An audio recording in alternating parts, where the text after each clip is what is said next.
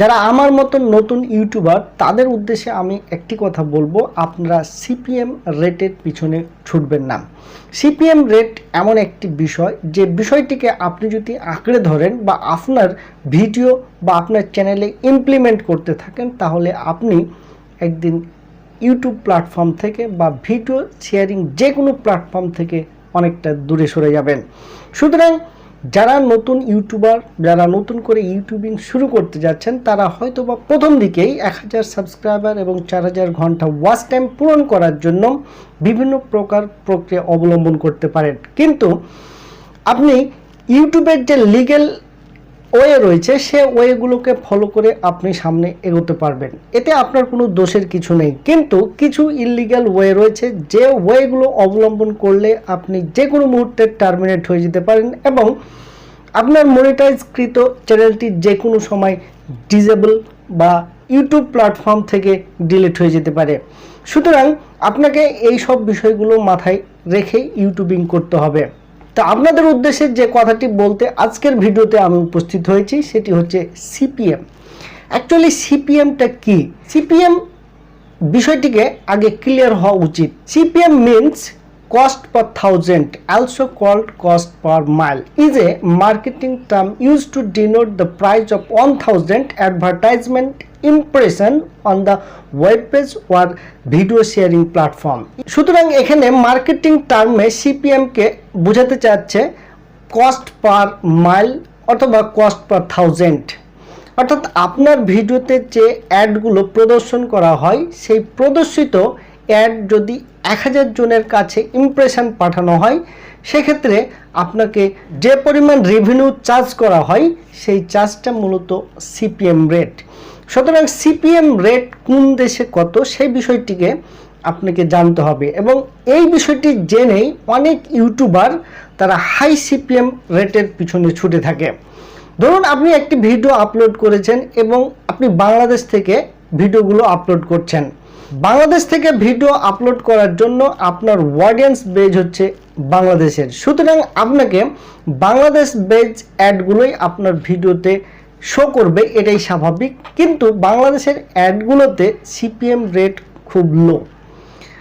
ধরুন বাংলাদেশের যদি 1000 ইমপ্রেশন আপনার ভিডিওতে দেওয়া হয় এবং সেই ইমপ্রেশন দেওয়ার সাপেক্ষে ভিডিওগুলো যদি অডিয়েন্স ওয়াচ করে এবং সেই ভিডিওতে যদি কোনো অ্যাড শো করানো হয়, তাহলে হয়তো বা আপনাকে $2 অথবা $1, অনেক সময় 50 সেন্ট পে করে। এক্ষেত্রে কিন্তু সিপিএম রেটটা অনেক লো।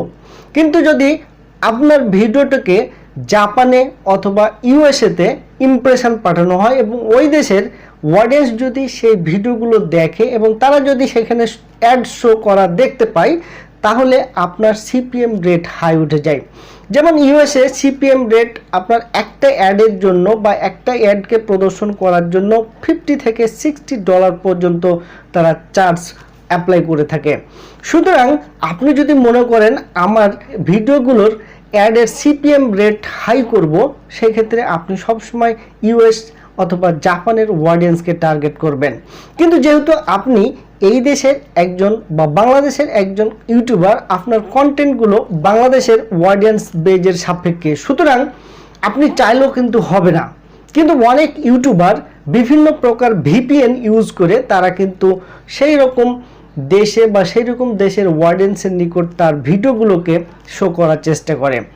এতে করে অনেক ইউটিউবার তাদের চ্যানেলগুলোকে টার্মিনেট করে ফেলেছেন ইউটিউব অথরিটি টিমের কাছে, অথবা একটি সময় আলটিমেটলি তার ভিডিওটি বা তার ইউটিউব চ্যানেলটি ইউটিউব প্ল্যাটফর্ম থেকে ডিলিট হয়ে গেছেন। সুতরাং যারা অতি কষ্ট করে একটা চ্যানেল পরিচালনা করছেন বা অতি কষ্ট করে প্রতিটি ভিডিও আপলোড করছেন, তারা একটু ধৈর্য ধরে আপনারা এই প্ল্যাটফর্মে লেগে থাকুন, দেখবেন আপনারা একটা সময় সফলতা পেয়ে যাবেন। আপনি ইললিগ্যাল ওয়েতে যদি কোনো ভিপিএনকে ইউজ করে অন্য অডিয়েন্সকে টার্গেট করে আপনার সিপিএম রেটকে বাড়িয়ে চলেন, তাহলে এক সময় ইউটিউব অথরিটি টিম আপনাকে টার্মিনেট করে ফেলবেন। আর আপনি টার্মিনেট যখন হয়ে যাবেন তখন কিন্তু আর কোনো পথ থাকবে না। সুতরাং আপনাকে এখন থেকে সাবধানতা অবলম্বন করতে হবে। যদি আপনি একজন প্রফেশনালি ইউটিউবার হতে চান বা ইউটিউবে কাজ করতে চান, তাহলে আপনাকে ইউটিউবের rules regulation, community guidelines, fairness policy এবং ইউটিউব গাইডলাইন পলিসিগুলোকে মেনটেন করেই সামনের দিকে এগোতে হবে। আদারওয়াইজ আপনি সামনের দিকে এগোতে পারবেন না। আমি শেষ কথাই বলতে চাই, আপনারা সিপিএমের পিছনে ছুটবেন না। আপনারা সবসময় মনোযোগ দিবেন আপনার কন্টেন্টের কোয়ালিটির ওপর। আপনি কত ভালো কন্টেন্ট তৈরি করতে পারছেন, আপনার কন্টেন্টটি কেমন ইউনিক হচ্ছে বা কতটুকু ইউনিক বা অন্যান্য ইউটিউবারদের চেয়েতে কতটুকু ডিফারেন্স শো করছে, সেই বিষয়টিকে খেয়াল করবেন। তাহলে দেখবেন আপনার দিন দিন রিচ বেড়ে যাচ্ছে, আপনার চ্যানেলের অডিয়েন্স সংখ্যা বেড়ে যাচ্ছে, সেই সাথে আপনার বেড়ে যাবে সাবস্ক্রাইবার। এবং এই সাবস্ক্রাইবার বাড়ার পিছনে আপনার কন্টেন্ট কোয়ালিটি মুখ্য বিষয় হয়ে উঠতে পারে। এবং আপনার কন্টেন্ট কোয়ালিটি, থাম্বনেল, টাইটেল, এই বিষয়গুলোকে যদি আপনি অ্যানালাইসিস করেন অথবা আপনার ট্যাগ সেকশনটিকে নিয়ে যদি আপনি একটু বিশেষভাবে গবেষণা করেন, তাহলে একটি সময় আপনার চ্যানেল অনেক রিচ করবে এবং অনেক অডিয়েন্সের নিকট পৌঁছে যাবে।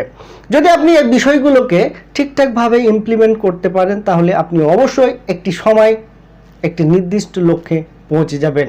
সকলে ভালো থাকবেন, সুস্থ থাকবেন, সকলকেই ধন্যবাদ।